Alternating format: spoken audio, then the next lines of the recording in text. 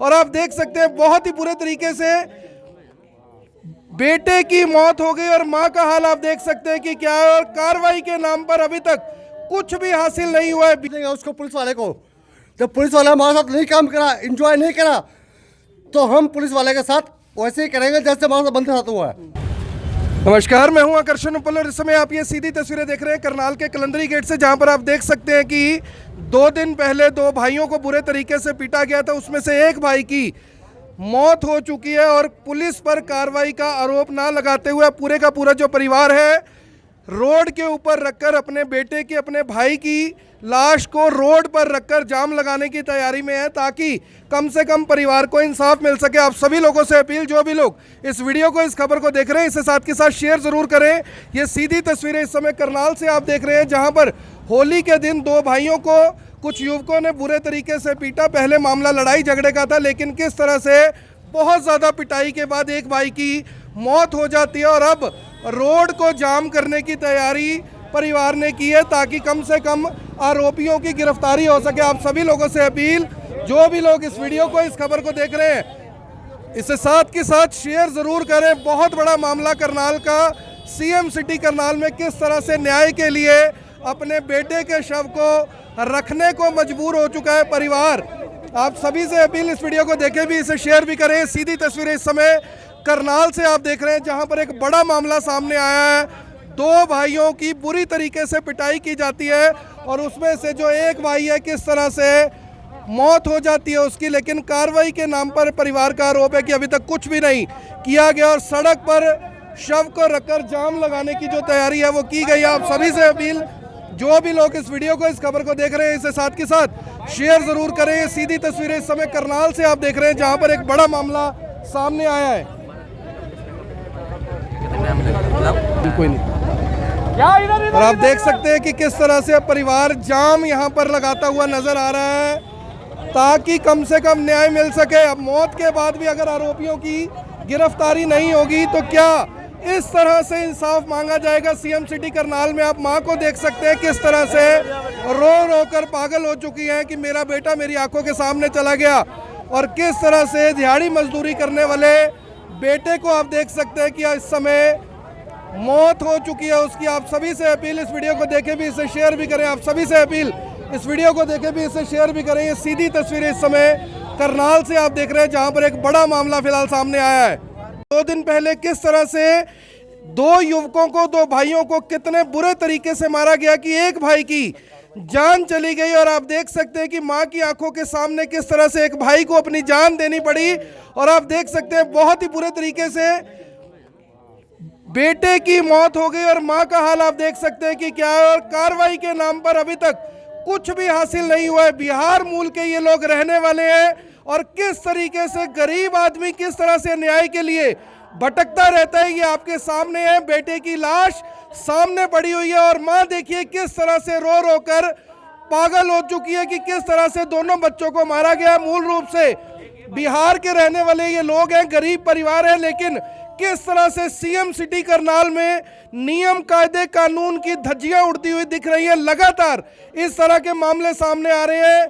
पुरानी रंजिश को लेकर बताया जा रहा है पूरे का पूरा ये मामला था, और एक मां किस तरह से खिड़की से देखती रही और उनके बेटे पिटते रहे। दूसरा भाई यहाँ पर आप देख सकते हैं काफ़ी ज़्यादा गंभीर हालत में यहाँ पर पहुंचा है, काफ़ी ज़्यादा चोट इसे भी लगी थी, लेकिन कार्रवाई के नाम पर कुछ भी नहीं हुआ। क्या कुछ पूरा मामला एक बार इनसे खुद जानते हैं। भैया क्या नाम है आपका, क्या हुआ पूरा? मेरा नाम गोविंद है। मैं तो अपने घर की साइड आ ही रहा था होली खेल के, तभी पीछे से आए, पीछे से लठ मारा मेरे को, तो नीचे गिर गए। मारते रहे। जब मेरे भाई आया गिली, वो भाग गए।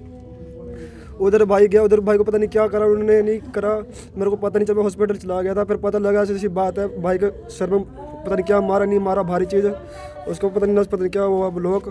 बाकी मैं चाहता हूँ उन सारों को पकड़ के, वरना ये संसार नहीं होगा, ये कुछ भी होगा। बाकी पूरा चक्का जाम कर दूंगा बिल्कुल, जो भी है जी। क्या काम करते हो आप? मैं रिक्शा चलाता हूँ जी। भाई क्या करते हैं? अब मंडी में काम करता था जी वो। और क्या कौन लोग थे जिन्होंने मारा? एक तो नाम है जी, क्या नाम इसका, सूर है जी। एक आया क्या नाम इसका, सोनू। एक गोपाल है। एक और नाम था, तो पुरानी रंजिश चल रही थी। हाँ पहले की मतलब कॉम्प्रोमाइज हो गई थी सारी बात, वो डेली आते थे मिलते थे, वो होली के टाइम पे करके बस। लेकिन ये गलत करा, लेकिन मेरे को मार देते वो बढ़िया रहता बस। लेकिन भाई को सिर्फ भाई को मार गए, वो मार देते जान से मार देते, मेरे को कोई दिक्कत नहीं थी, लेकिन भाई को ऐसे मार गया। बताओ उसने कुछ करा भी नहीं, उसको भुगतना पड़ गया। बताओ मेरे चक्कर में। पुलिस मौके पे मौजूद थी उस टाइम जब नहीं, उस टाइम नहीं थी पुलिस, तो नहीं आई थी उस टाइम। जब ये वहाँ गए थे झूठी रिपोर्ट लिखाने चले गए थे मेडिकल के, ये जितने भी 4 बंदे थे, जब मैंने कर मेरे शक्ल देखा भाग गए सब वहाँ से। पुलिस वाला भी वहाँ थे, पुलिस वाले ने बोला चल कोई बात नहीं देखते हैं बाद में। और बाद में रिपोर्ट चोट लगने के बाद का कोई बात नहीं, कोई बात नहीं, ना रिपोर्ट ना कुछ करा, ना बताओ वैसे वैसे पट्टी खोलवा के मैं वापसी आ गया वहाँ से। कोई सरकारी कोई सब बेकार हॉस्पिटल है जी, ऐसे हॉस्पिटल में जाने से बेकार है जी, कोई फायदा नहीं है जाने का। मेरे भाई ठीक हो जाता है, एक कल्पना चावला जी सरकारी सिविल लाइन सब बेकार है जी, वरना मेरे भाई ठीक हो जाता है, ये कहीं भी चला जाता तो, लेकिन गलत टाइम पे वहाँ चला गया। भाई मेरा बच सकता था ये वाला। गोविंद है आपका नाम? हाँ जी गोविंद है जी। भाई का क्या नाम था? सरोज भाई। तो आप देख सकते हैं कि पुरानी रंजिश बता रहे हैं कि उसमें समझौता हो गया था, लेकिन होली वाले दिन किस तरह से बहुत ही बुरे तरीके से दोनों भाइयों को मारा गया था। एक भाई की उसमें से इलाज के दौरान मौत हो गई और कहा यह जा रहा है कि कल्पना चावला मेडिकल कॉलेज में कुछ भी नहीं, जो डॉक्टर्स थे उन्होंने कुछ भी नहीं किया। और किस तरह से लगातार इस तरह के मामले जो है वो सामने आ रहे हैं, कानून व्यवस्था किस तरह से चौपट होती जा रही है। तमाम आप लोग यहाँ पर देख सकते हैं काफ़ी ज़्यादा गुस्से में है कि आखिर क्यों इस तरह से कानून लोग हाथ में लेते हैं, क्यों आखिर इस तरह से घर में घुसकर युवक की पिटाई हो गई और किस तरह क्यों। आगे आइए आगे आइए आगे आइए। और फिलहाल बता रहे हैं कि कलंदरी गेट हम जवाब देंगे उसको, पुलिस वाले को। जब पुलिस वाला हमारे साथ नहीं काम करा, इंजॉय नहीं करा, तो हम पुलिस वाले के साथ वैसे ही करेंगे जैसे हमारे साथ बंदे साथ हुआ है। कोई सुनवाई नहीं हुई, कोई सुनवाई नहीं हो क्या है। 3 दिन हो गए, बंदे तो पकड़े नहीं गए। 3 दिन हो गए, इनके सामने में भी बंदे आए हुए थे। जब हम रिपोर्ट करवाने गए सरकारी वाले में, उस टाइम में सारे बंदे उसी टाइम मौजूद थे। हमने सर के बोला कि सर ये सारे बंदे हैं, आप पकड़ो इनको, फिर बाद में हम जो होएगी देखी जाएगी। सर कहते आप मुझे कानून सिखाओगे क्या? आप कानून मुझे सिखाओ, पुलिस वाला सिखा। मुझे उसी टाइम धमका के चुप करा गया। फिर उसके बाद पुलिस वाले चले गए। जाने के बाद उस टाइम के बाद आए नहीं पुलिस वाले उन्होंने। फिर उसके बाद हमने तृप्ता मैडम को बुलाया, उन्होंने फिर पुलिस वाले को बुलाया। फिर उसके बाद मतलब लिखा पढ़ी जो हुआ है वो हुआ है। रहने वाले हो आप वैसे? ऐसे हम तो बिहार साइड के रहने वाले हैं। हाँ जी, सुनवाई नहीं हो रही अभी तक? कुछ सुनवाई नहीं हो रही। मैं यही चाहती हूँ कि आप सब लिखो। हाँ जी सर, भाई है, मैं चाहती हूँ कि मेरे भाई के साथ इंसाफ हो। तब तक मैं बॉडी नहीं उठाने दूंगी जब तक मेरा भाई का अभी इंसाफ इसी टाइम ना हो, तब तक मैं बॉडी उठाने नहीं दूंगी लेकर। अब मैं 20-25 साल से यहाँ रह रही हूँ। मेरे बच्चा, मेरी विधवा औरत हो, मेरे बच्चा जान से मार दिया, मार के मार ही दिया मेरे आंखों के सामने। पुलिस वाला कोई कार्रवाई नहीं किया। मैं बोला मिनती किया, मेरे बाबा मेरे रक्षा करो। तुम माता जी आपके बात हम नहीं मानते, हम जो कानूनी कार्रवाई वो करेंगे, कानूनी कार्रवाई करते हैं। अभी देखो कोई पता ही नहीं है। अब मेरे बच्चा लाश चले भी गया, कोई क्या नहीं करे, क्या बता गरीब बंदा क्या करे। पुलिस वालों ने अभी बंदे की क्यों नहीं पकड़ के मतलब वो करे, कोई एक भी बंदे नहीं कानून जम करवाओ पहले तो, ये रोड जम करवाओ। ये जाम नहीं हो रहा है पूरा, हमारा रोड जाम करवाओ, साफ सी बात है। तो आप देख सकते हैं कि लोग काफी ज्यादा बंदे नहीं मतलब पकड़ा जाए, सामने ना इंसाफी करा जाए, बंदे का आगे ना छोड़ा जाए, तब तक हम लाश को उठाने नहीं दे रहे हैं। से चले गया तो मैं क्या करूँ? मेरे बच्चा चले गया, मैं इंसाफ चाहिए मेरे सारे, मेरे नजर पे दिखाओ पकड़े गया। पुलिस भी पता करने नहीं आया, पकड़ा क्या हुआ नहीं, अब इधर ही पता करने एक बार झाँकने भी नहीं है यहाँ। हम कैसे विश्वास करेंगे यार? उल्टा बोलो तो आप करने का हाथ में ले रहो। मुझे मेरे बच्चा सीरियस है, मेरे बच्चा लास्ट फॉर्म है। जरूरी नहीं तुम्हारा क्या सिर पे कोई नहीं है, साढ़े सात। तो आप देख सकते हैं कि किस तरह से गरीब परिवार के ये लोग हैं और किस तरह से गरीब के लिए इंसाफ लेना कितना मुश्किल हो गया। 3 दिन हो चुके हैं पूरी घटना को, होली के दिन की ये घटना है, लेकिन अभी तक परिवार आरोप लगा रहा है कि एक भी आरोपी की गिरफ्तारी अभी तक नहीं की गई है। जो मामला पहले लड़ाई झगड़े का था, किस तरह से अब हत्या के मामले में अब ये बदल चुका है। और देख सकते हैं अपनी बेटे की जिंदा जो बेटा 2 दिन पहले तक था, होली खेल रहा था, किस तरह से उस माँ को उसी बेटे की लाश के सामने इस तरह से बैठना पड़ रहा है। क्या कभी इस माँ ने ये सोचा होगा कि जिस बेटे को मैंने दूध पिलाकर इतना बड़ा किया, जो बेटा हर महीने 2 पैसे कमाकर पूरे परिवार को गुजारा भत्ता करता है, वो इस तरह से कभी माँ के सामने मृत पड़ा होगा और किस तरह से बहन और मां बुरे तरीके से रो रो कर इंसाफ की गुहार लगा रहे हैं। लेकिन इंसाफ के नाम पर अभी तक क्या निकल कर आया ये आप सभी के सामने, आप सबसे ये हाथ जोड़कर अपील है ताकि इस गरीब परिवार को न्याय मिल सके। इस वीडियो को ज़्यादा से ज़्यादा शेयर ज़रूर करें ताकि पता लग सके कि आखिर सीएम सिटी करनाल में किस तरह से लोगों के ऊपर कानून व्यवस्था बिल्कुल भी किसी तरह का कोई डर नहीं रहा। जिसका दिल करता है, जब दिल करता है, मार पिटाई करता है, हत्या करता है और मौके से भाग जाता है। और 3 दिन बाद भी पुलिस के जो हाथ है पूरे तरीके से खाली है। सामाजिक कार्यकर्ता है हमारे साथ जिन्होंने पुलिस को मौके पर बुलाया था। बहन जी, क्या पूरा मामला था? यानी एक गरीब परिवार को अपने बेटे की जान गंवानी पड़ी सिर्फ इसलिए क्योंकि सीएम सिटी करनाल है और कानून कोई भी हाथ में ले सकता है। मैं तृप्ता शर्मा हूँ और मुझे रात को 8 बजे के करीब इनका कामनी का फ़ोन गया तो मैं आउट ऑफ स्टेट गई हुई थी। तो मैंने कहा कामनी मैं इस टाइम शहर में नहीं, मैं आ जाती हूँ और आप लोग 100 नंबर पे फ़ोन करके पुलिस को बुला लो। उसके बाद इन्होंने 100 नंबर पे फ़ोन किया तो उस टाइम पुलिस नहीं आई। काफ़ी देर वेट करने के बाद लड़के की हालत ज़्यादा ख़राब थी तो इन्होंने बच्चों को लेके हॉस्पिटल चले गए। उसके बाद पुलिस आती है और उन्होंने घर में देखा, इधर उधर देखने के बाद ये हॉस्पिटल गए। हॉस्पिटल जाने के बाद तो ये लोग वहाँ थे। वहाँ पे इन लोगों ने हमें बताया कि हमारे साथ पुलिस ने अच्छा बिहेव नहीं किया। तो मैंने कहा क्या बात हुई?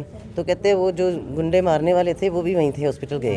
तो उन्होंने फिर इन्होंने कहा भी, इनको कहने लगे भाई अभी जो तुम्हारी हड्डियाँ उड्डियाँ टूटी हैं इनको जुड़वा लो, इसके बाद तुम्हें कहाँ पहुँचाएंगे तुम्हें पता भी नहीं। तो ये डर गए। तो इन्होंने कहा कि पुलिस को भी सर जी आपके सामने देखो हमें धमकी दे रहे हैं तो आप इनको पकड़ के बिठाओ। तो वो ये कहते हैं कि उन्होंने कहा कि आप हमें कानून सिखाओगी क्या? भाई आप चुप करके बैठ जाओ, अगर इन्होंने धमकी दी है तो हमने भी उनको झिड़क दी है। तो वो लोग उनके आगे से वहाँ से सब निकल गए।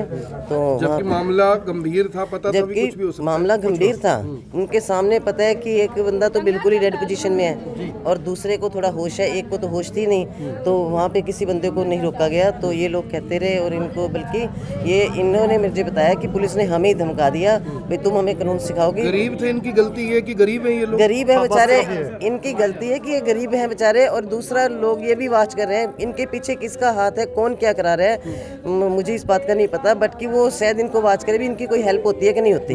लेकिन गरीब का भगवान होता है। आप जैसे मीडिया है हद से ज़्यादा शरीफ है, हद से ज़्यादा शरीफ है।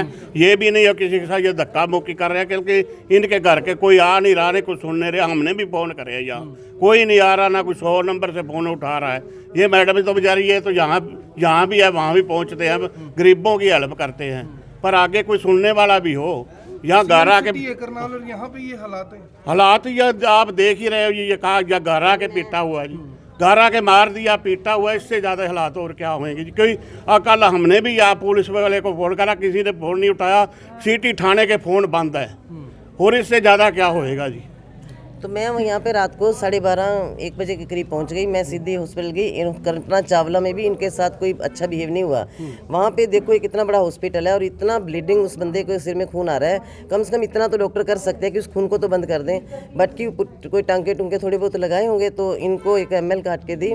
तो मनोज वहाँ था, मनोज को डॉक्टर ने बोला भी आप नीचे कार्रवाई करो। ये गए कार्रवाई करने, तब वापस आया तो यहाँ से इवन कि इनकी जो ML थी उन्होंने कहा भी हमें वो तो दो, कहते दे तो दी है, उसको भी गैप कर दिया। ये कुदरती बाई चांस वहाँ एक लड़का था कोई मित्र इनके, उसने उसकी फ़ोटो करके रजिस्टर में से तो हमें व्हाट्सएप कर दिया, जो आज की हमने पुलिस को ये व्हाट्सएप निकाल के दिया। उसके बाद मैंने कहा एक बार डॉक्टर से बात करवा दो भी, ये परदेसी आदमी है, गरीब लोग हैं, इनका कोई नहीं है सुनने वाला, आप मेरी बात सुनो, थोड़ा तो बच्चे को ट्रीटमेंट दो। नहीं इसको ले जाओ, इसको ले जाओ, यानी कि सलूक अच्छा नहीं किया। उसके बाद ये विर्क हॉस्पिटल में, तब मैं आ चुकी थी, मेरी गाड़ी कल्पना चावला पे पहुंची तो ये निकल रहे थे। मैं इनको लेके वहाँ आई। वहाँ आने के बाद काफ़ी हद तक उसका खून बह चुका था। डॉक्टरों ने कहा भी इसकी पोजीशन ऐसी नहीं है, उसको वेंटिलेटर पे रखा। मैंने फिर 2:30 बजे रात को पुलिस वाले को फ़ोन किया। मैंने कहा जिस नंबर पे फ़ोन था मुझे दो। वहाँ के राना बोले। तो मैंने कहा भैया आपने कोई कार्रवाई क्यों नहीं की है? बंदे आपको दिए, जब इन्होंने कहा कि ये बंदों ने मारा है तो इनको क्यों नहीं आपने पकड़ा बिठाया? तो कहते मैडम हम कानून के साथ कार्रवाई करेंगे, जब भी तो कुछ करेंगे, हमारे पास अभी ऐसी कोई वो नहीं थी।